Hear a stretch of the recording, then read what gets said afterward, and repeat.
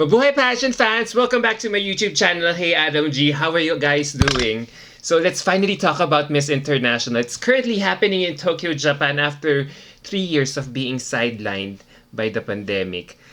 Guys, sa totoo lang, I'm just so happy for this pageant to be back in action as it's so refreshing to see the country slowly going back to normalcy with its current crop of candidates looking all like fresh Barbie dolls in every public appearances that they are doing. I feel most of the contestants in this edition have gotten the winning formula as they all look so soft and ethereal as they tour around Japan and engage in a lot of activities that the organization has lined up for them. So for today's content, let's talk about some of them whom have captured my interest as I follow them until the coronation night in Tokyo Dome City Hall on December 13.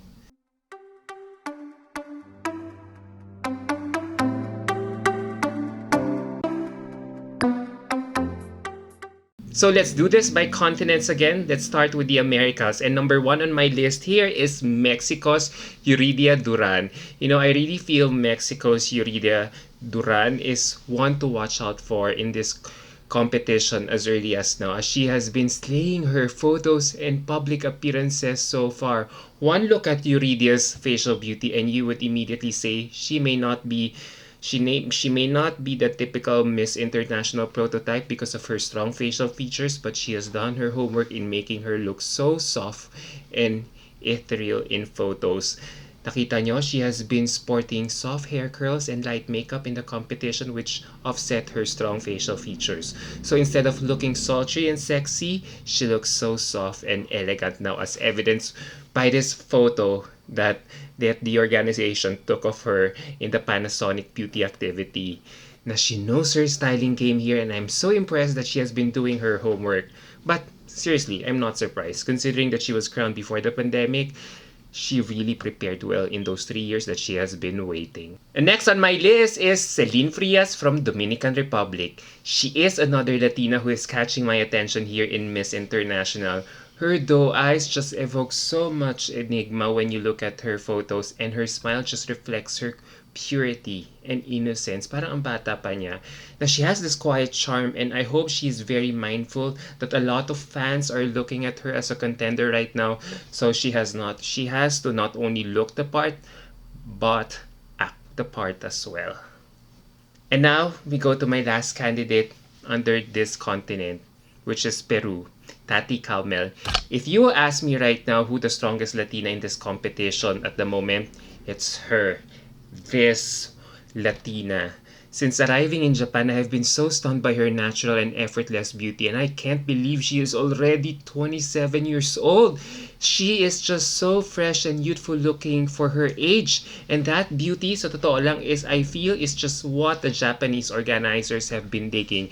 Soft, effortless beauty and easy on the eyes. And one look at her bio, she is a model and actress back in her country, so that explains why she looks well put together in all her outings so far. I have yet to hear this lovely candidate speak and walk, but as of the moment, she is it. Now let's go to the continent of Africa, and I have two ladies here in my list. And number one on my list here is Stephanie Amado from Cabo Verde.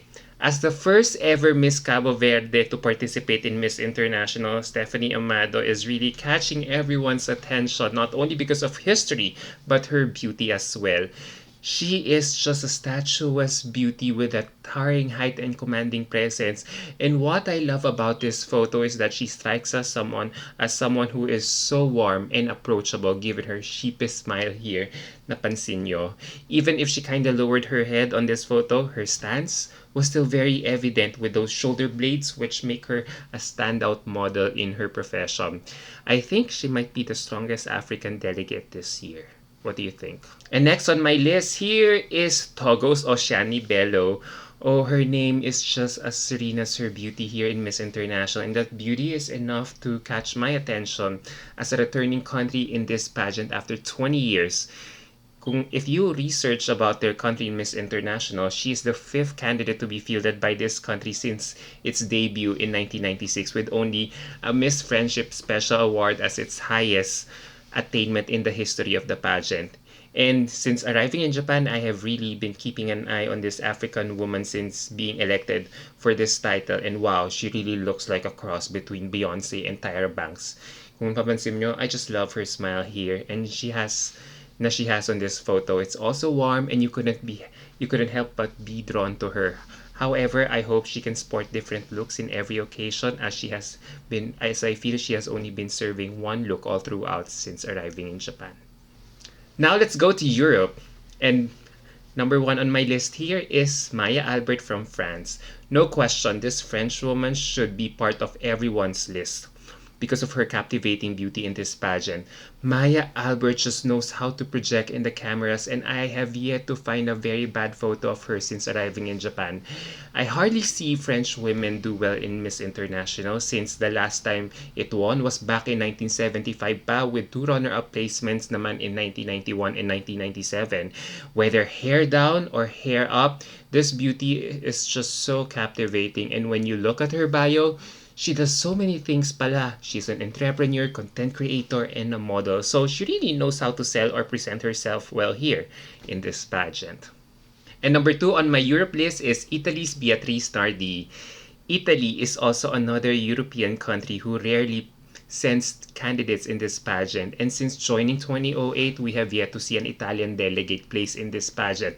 But this could all change with Beatrice Nardi representing this nation this year.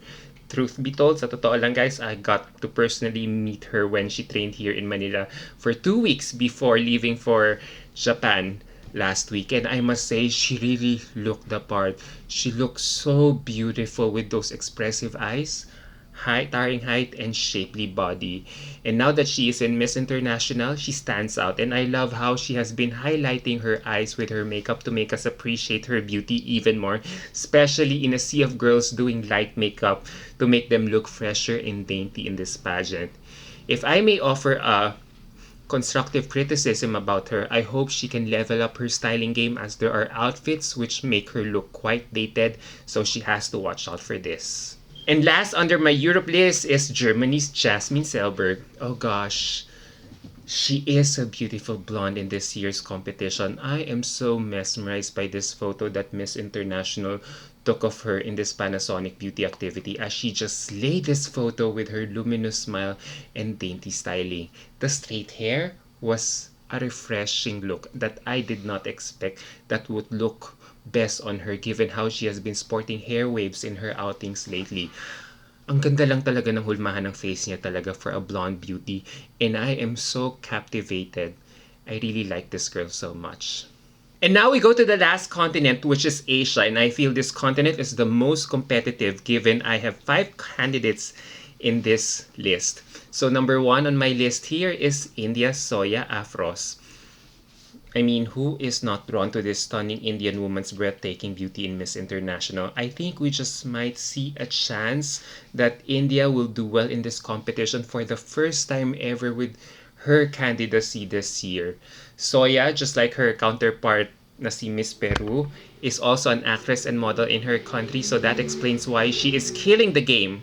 Whereas we see her wearing dark makeup in her events back in her country. Now, if you see her Instagram account for Miss International, it's completely different as she looks so soft and dewy with light makeup or even uploading videos na barefaced siya and she matches this light makeup with outfits that are soft pastel colors like yellow, pink, which highlight her daintiness even more.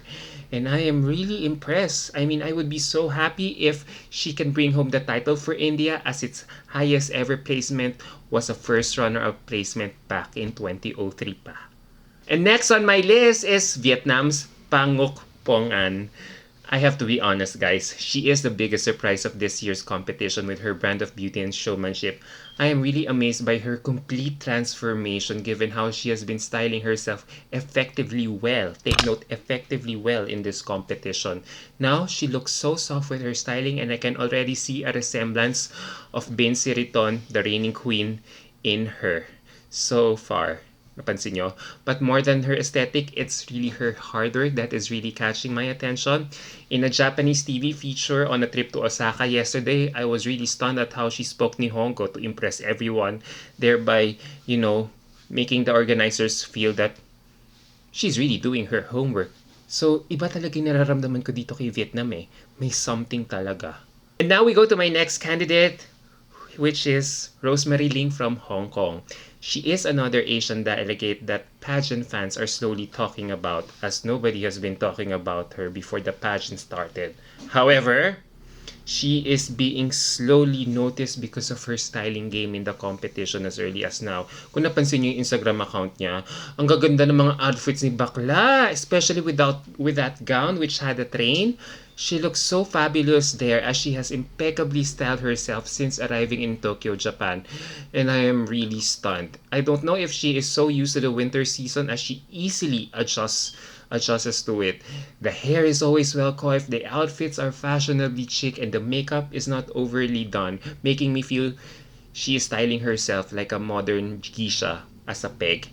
And when she smiles, it's beautiful, which is highlighting her warm personality. So well done, Hong Kong. And next on my list here is Indonesia's Cindy May McGuire. Well, what else can I say but the doctor is in the house? Yeah. I can really feel Doctora's presence in this year's pageant with her commanding beauty as well. You can really see the effort that she puts in every outfit that she showcases here in this pageant, as the colors are all in neutrals or pastels, napansin nyo. Hence, she looks so alta and soft with her styling, especially with that small, delicate platito face na panalong-panalo talaga sa Japanese aesthetic. However, as I follow her, I would like to see her smile and engage more with her fans, as she tends to be serious at times. Na I want her to loosen up for a bit, as I want to get to know her more. Na I know there is a fun personality in her and want her to bring it out, as Japan is a fun place to be with other than being a place for picture perfect photos. And last but not the least is Hannah Arnold from the Philippines. Finally, after 3 years of her pageant journey, Hannah finally gets to fulfill her dream of representing our country in the international stage. If you ask me right now, she and Peru are neck and neck for the title of this year's pageant, as she is just so luminous and doll-like in everything that she has been doing since arriving in Japan. I know some of you may be underwhelmed with her styling, as it's quite a hit or miss on photos, but when she nails it, she really nails it.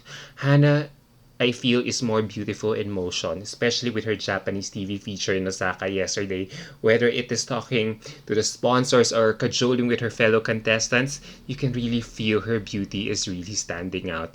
The red suit and mustard dress, or the mustard dress outfit that she wore in her activities for the past few days in Osaka, is a knockout and a great indication that either she has fully adjusted to the weather or mastered to choose outfits which work best for her in every event, whether indoor or outdoor. So, because I really have to be honest, I have to admit, assessing Hannah the past few days make me feel she is overthinking with every outfit or move that she has to make, and I feel she has to let it go and not be stressed about it, whatever that she has been thinking all along, and just try to be present at the moment. And I feel she's slowly getting it out of the way as we see her more relaxed in her Osaka outings so far. Nevertheless, with this minor detail na she had to iron out, she is still very much in contention for the title this year. So, go Hannah! Kayang-kaya mo yan. Laban lang. So there you go, guys. What do you think about my early favorites for this year's Miss International pageant? As you can see, most of my commentary focus on their styling game, as this is what we have been only seeing from them so far.